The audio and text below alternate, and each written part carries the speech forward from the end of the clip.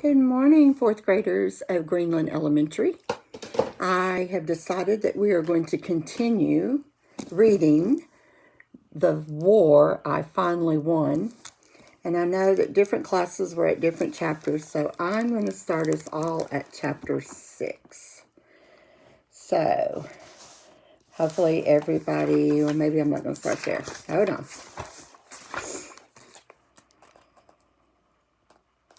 Okay, we're going to start on chapter 9. All right? So we're starting on, everybody's going to start at chapter 9.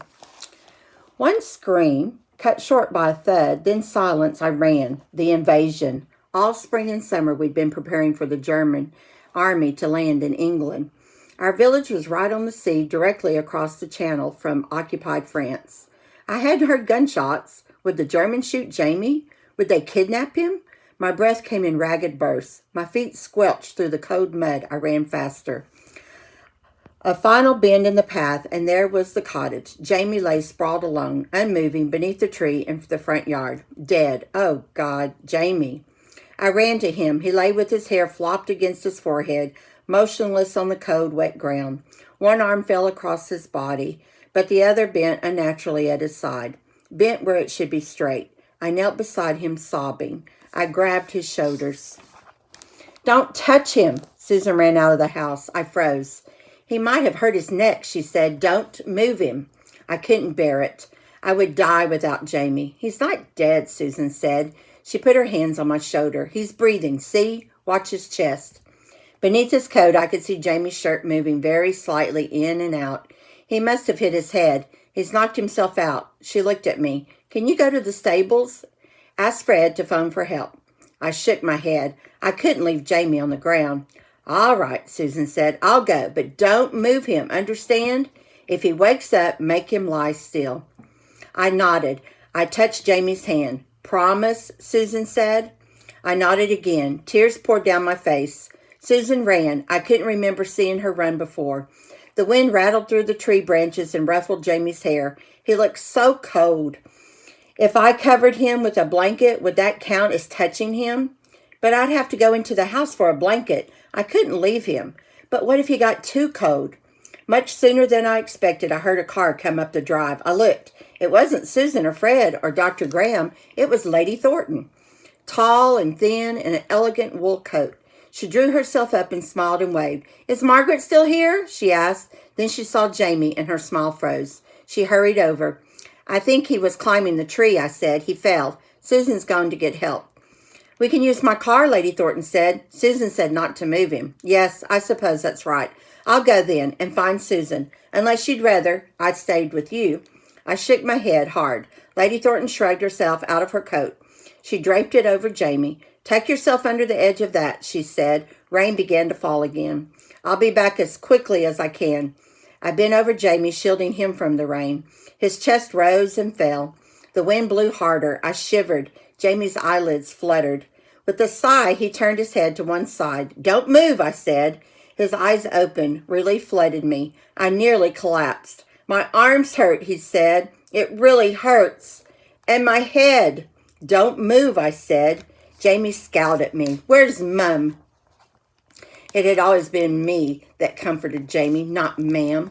It's me, Ada, I said. I'm right here. Don't move. Help's coming. You're going to be okay. I want Mum, he whispered. Tears pooled in the corner of his eyes. Susan and Lady Thornton came back in Lady Thornton's car. Mum, Jamie said. He tried to get up. Susan held him down. She let his head rest against her legs and stroke his hair. Minutes later, Dr. Graham pulled up in his own car. By then, Jamie could tell us that he could feel and move his hands and feet. Susan said that was good. It meant he probably hadn't broken his neck. He'd broken his arm. It was bent because he'd broken his arm bones. He'd end up with a crippled arm like my foot used to be. Dr. Graham wrapped sticks and bandages around Jamie's arm. He helped Jamie stand and walked him toward the car.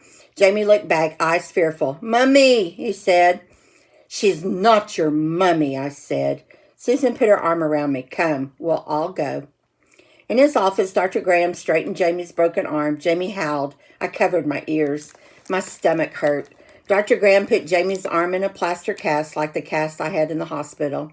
He said Jamie had a concussion, a bad knock on the head. We would have to wake him up all through the night to make sure his brain wasn't injured. I can do that, I said. I would sleep in Jamie's room. You need your rest, Susan said. I want Mummy, said Jamie. Stop calling her that. It's all right, Ada, Susan said. What a mess we've had, but everything's going to be all right.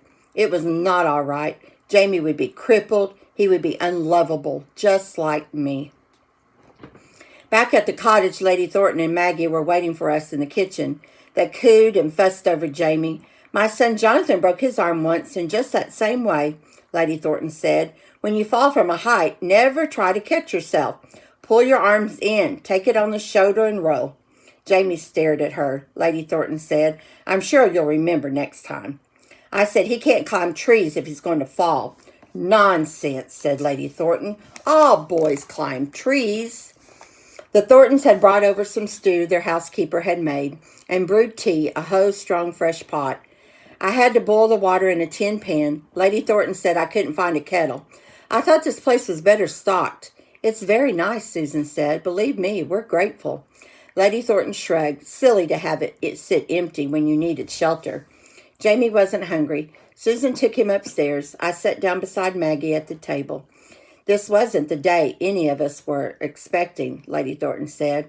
Ada, I'd originally come to see your foot.